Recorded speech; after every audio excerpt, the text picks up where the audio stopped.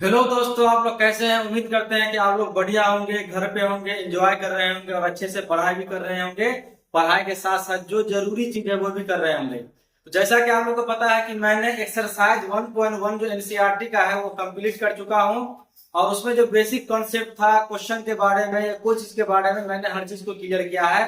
अब हम लोग जो सेकंड चैप्टर है एक्सरसाइज 1.2 उसको बनाने जाएंगे। उससे पहले जो जरूरी बेसिक कॉन्सेप्ट है पहले आपको हम वो बताएंगे, उसके बाद उस पे जाएंगे। तो आज हम लोग पढ़ेंगे subset, super set, proper subset क्या होगा। बहुत अच्छे से पढ़ेंगे, डिटेल से पढ़ेंगे, एक एक बात को अच्छा से समझेंगे।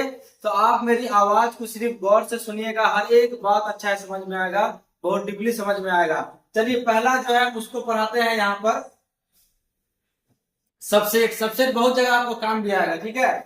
तो यहाँ पे क्या है, इसका डेफिनेशन देखते हैं पहले कि जो ए का प्रत्येक एलिमेंट है, अगर बी का एलिमेंट होगा तो हम ए को सबसेट बोलेंगे बी का।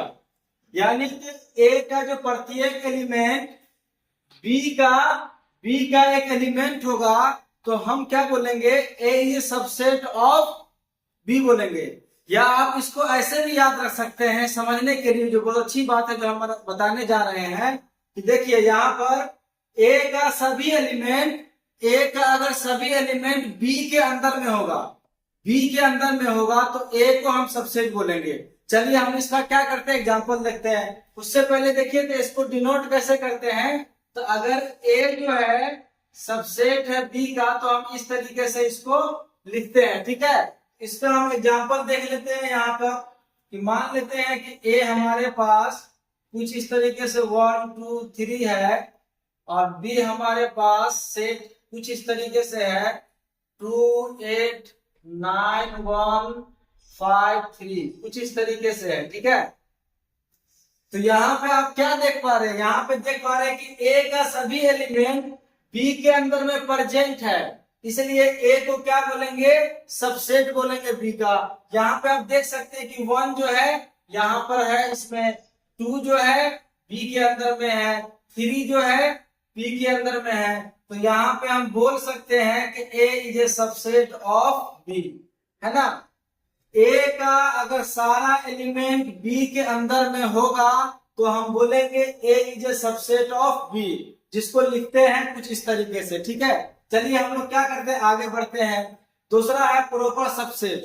तो प्रॉपर सबसेट किसको बोलेंगे, जो सेट ए है इसको प्रॉपर सबसेट बी का कब बोलेंगे, अगर ये दो कंडीशन होगा तो बोलेंगे। पहला क्या है कि ए का जो प्रत्येक एलिमेंट है, प्रत्येक एलिमेंट, ईच एलिमेंट अगर बी का क्या हो, एक एलिमेंट हो, बी का क्या हो, एक एलिमेंट हो, तो हम क्या बोलेंगे, ए को प्रॉपर सबसेट बी का बोलेंगे। दूसरा कंडीशन क्या है कि B has at least one element which is not element of A. होता है कि बी के पास कम से कम एक एलिमेंट होना चाहिए जो ए का एलिमेंट नहीं है। एटलीस्ट वन का हिंदी होता है कम से कम एक। आप इसको ऐसे भी बोल सकते हैं समझने के लिए, एक या एक से ज्यादा।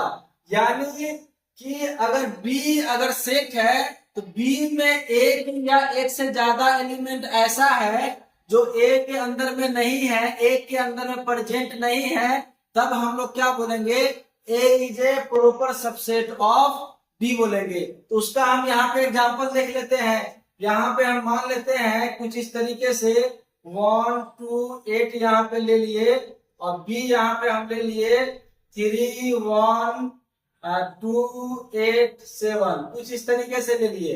तो आप देखिए तो पहला कंडीशन को देख रहे हैं कि जो प्रत्येक एलिमेंट है बी के अंदर में है, बिल्कुल है। 1 यहाँ पर है, 2 यहाँ पर है और 8 क्या है, यहाँ पर है। तो ए का प्रत्येक एलिमेंट इसके अंदर में है ना, है। तो पहला कंडीशन तो हो गया। दूसरा कंडीशन क्या है कि बी के अंदर में एक या एक से ज्यादा ऐसा एलिमेंट होना चाहिए जो ए में नहीं होना चाहिए। तो यहाँ पे देखिए तो यहाँ पे आप क्या देख रहे हैं कि 7 को देख पा रहे हैं, 7 को देख पा रहे हैं, 3 को देख पा रहे हैं। ये दोनों एलिमेंट क्या है, बी के अंदर में नहीं है। तो जो प्रॉपर सबसेट का जो दो कंडीशन है दोनों हो गया। कि ए का सारा एलिमेंट बी में है और एक या एक से ज्यादा ऐसा एलिमेंट है जो ए में नहीं है, यानी कि दो एलिमेंट यहाँ पे ऐसा है जो ए में नहीं है, इसलिए हम बोलेंगे A is said to be proper subset of B. Proper subset का जो साइन होता है इस तरीके से होता है, यहाँ पे हम लिख देते हैं, ठीक है, इस तरीके से होता है ना। अगर ए प्रॉपर सबसेट है बी का तो इस तरीके का नोटेशन है, डिनोट इस तरीके से करते हैं, ठीक है। तो ए जो है प्रॉपर सबसेट है बी, तो इस तरीके से लिखेंगे। अच्छा, यहाँ पे एक और बात आप देख लीजिए कि यहाँ जो ए प्रॉपर सबसेट बी का है ना, है, लेकिन ए सबसेट है बी का है, तो यहाँ पे लिख देंगे कि ए जो है सबसेट है बी का।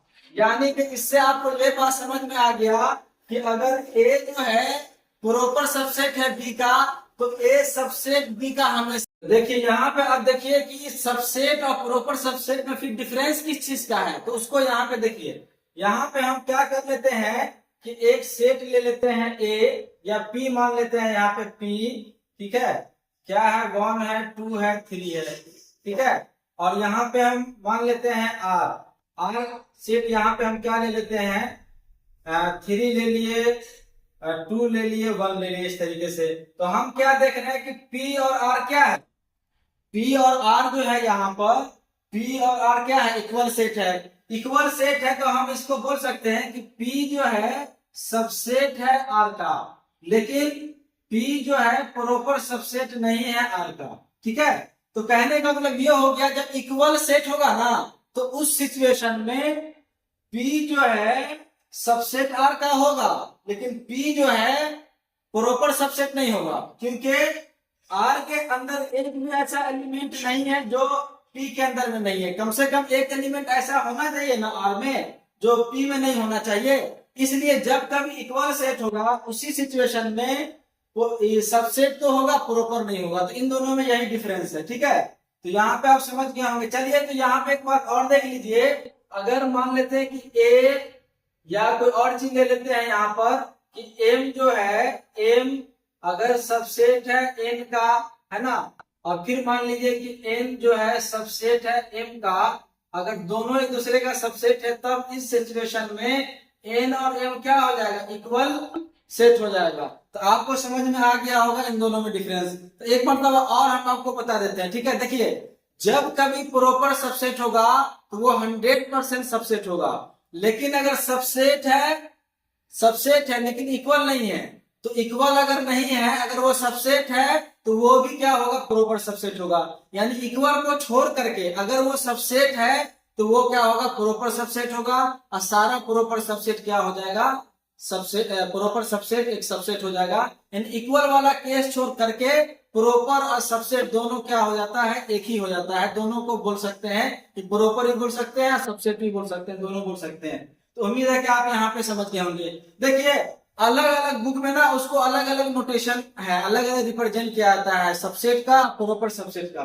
तो हम देख लेते हैं कुछ बुक में क्या किया जाता है, जो सबसेट है ना, मान लेते हैं कि A जो है B का सबसेट है तो इसको इस तरीके से लिख दिया जाता है, ठीक है।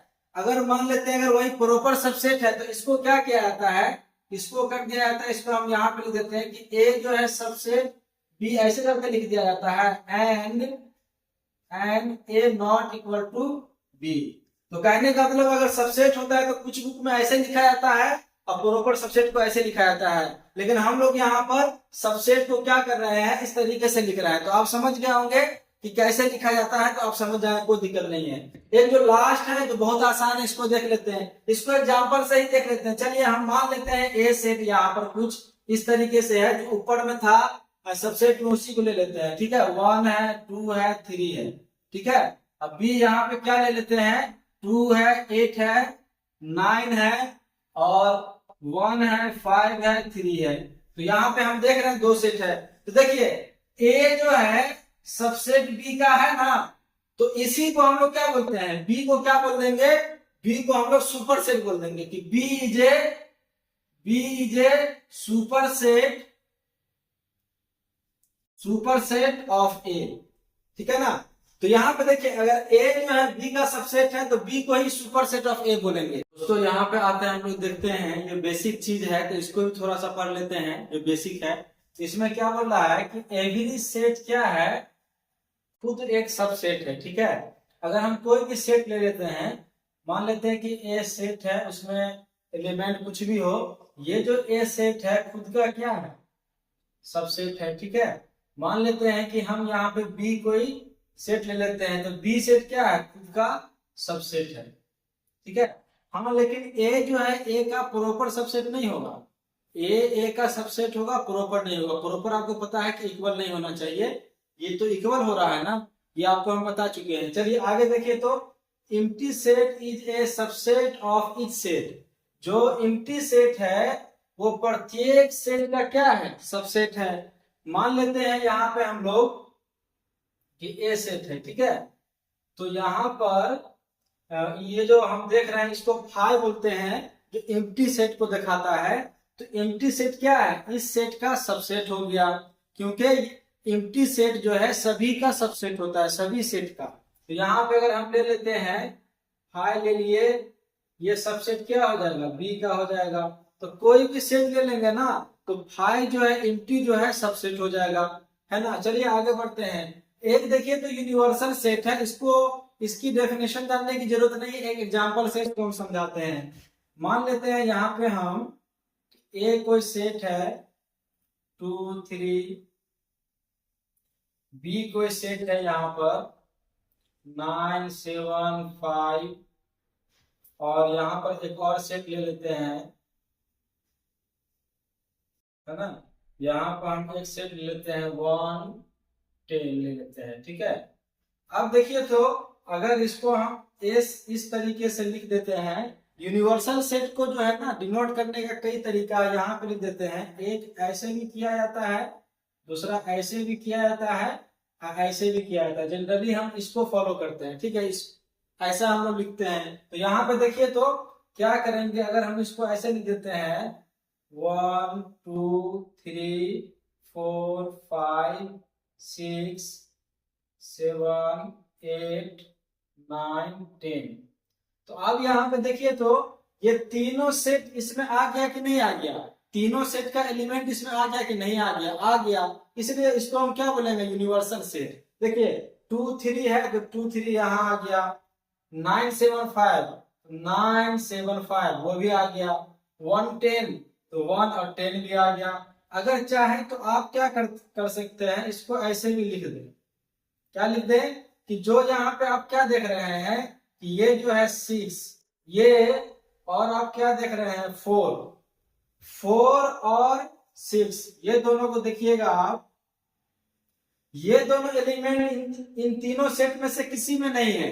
तो आप चाहते हैं कि अगर ये एलिमेंट ना भी हो तो हम वैसा लिख करके आपको दिखाते हैं। तो 1 2 3 5 7 8 9 और 10, है ना, ये यहाँ पे लिख दिए। तो अगर ये दोनों एलिमेंट इन तीनों में नहीं है, ऐसे लिखा गया हो या ऐसे लिखा गया हो, फिर भी दोनों क्या यूनिवर्सल सेट है। कहने का मतलब ऐसा सेट को यूनिवर्सल कहेंगे कि अगर ये तीनों सेट में जो एलिमेंट है वो उसमें होना चाहिए, ज्यादा हो गया तो ठीक है लेकिन कम नहीं होना चाहिए। तो ये दोनों क्या यूनिवर्सल। यहाँ पे देखिए तो पावर सेट के बारे में हम बात करने वाले हैं। ठीक है, देखिए पावर सेट बहुत अच्छा है क्योंकि आपको कई सारा क्वेश्चन इस पे आता है। तो उसका चलिए हम डेफिनेशन पहले देख लेते हैं। तो यहाँ पे क्या है, कोई सेट ए है, उसके सभी सबसेट का जो सेट होगा या फैमिली होगा उसी को पावर सेट ऑफ ए बोलेंगे। ठीक है, तो चलिए हम एक क्वेश्चन इस पे ले लेते हैं। हम मान लेते हैं यहाँ पर सेट ए जो है कुछ इस तरीके से दिया गया है। हम आसान लिए हैं क्योंकि हमको समझाना आसान होगा। तो कोई भी सेट है ना, उसका सभी सबसेट का जो एक सेट बनाएंगे उसी को हम लोग पावर सेट ऑफ ए बोलेंगे। ठीक है, तो यहाँ पे एग्जांपल लिए हैं। चलिए तो इसका हम सभी क्या करते हैं, सभी सबसेट को लिख लेते हैं। देखिए पावर सेट ऑफ ए को कैसे डिनोट करते हैं, तो इस तरीके से करते हैं। ठीक है, ये क्या कहलाएगा, पावर सेट ऑफ ए कहलाएगा। तो हम क्या करते हैं, यहाँ पे पावर सेट ऑफ ए निकालते हैं यहाँ पे। ठीक है ना, यानी इसका सभी सबसेट निकालते हैं। तो चलिए तो अगर इसका हम सभी सबसेट निकालेंगे तो क्या हो जाएगा, एक तो 5 हो जाएगा, दूसरा 1 हो जाएगा, और क्या हो जाएगा 2 हो जाएगा, 3 हो जाएगा। उसके बाद 1 1 एक एक एलिमेंट ले लिए, अब 2 2 लेंगे तो 1 2 ये एक सेट हो जाएगा, और 1 3 ये एक सेट हो जाएगा, यानी इसका ये जो है इसका सबसेट हो जाएगा। चलिए 1 3 और उसके बाद क्या हो जाएगा 2 3, उसके बाद लास्ट में पूरा हो जाएगा 1 2 3, है ना। तो ये सारा जो है इसका सारा सबसेट इतना ही है। तो ये जो सारा सबसेट है इसका जो अगर सेट बना देते हैं, इसका अगर हम सेट बना देंगे ये, तो यही कहलाएगा पावर सेट ऑफ ए। तो ए का जो पावर सेट है ये हो जाएगा, ठीक है। यानी इसके सभी सबसेट का सेट है ये, ठीक है ना। तो आप काउंट कीजिए तो कितना हो रहा है, 1 2 3 4 5 6 7 8 8 आ रहा है। तो आपको एक हम रूल बताते हैं, आपको क्वेश्चन में काम आएगा। If A has an element then PA has 2 का पावर इतना एलिमेंट हो जाएगा, ठीक है। अगर कोई सेट है ए, अगर उसके पास n एलिमेंट है, तो जो इसका पावर सेट होगा यानी पी ए, इसके पास कितना एलिमेंट हो जाएगा 2 का पावर n। तो यहां पर से आप देख सकते हैं कि देखिए अगर हम पी ए निकालते हैं उसमें कितना एलिमेंट होगा, तो इसमें कितना एलिमेंट है n, यहाँ पे कितना है 3, तो 2 का पावर क्या हो जाएगा n, यानी 2 का पावर कितना हो जाएगा 3, तो कितना आ जाएगा 8। तो आप देख रहे हैं यहाँ पर 8 यहाँ पर सबसेट आ रहा है, यानी पावर जो सेट है इसमें कितना एलिमेंट है 8 है।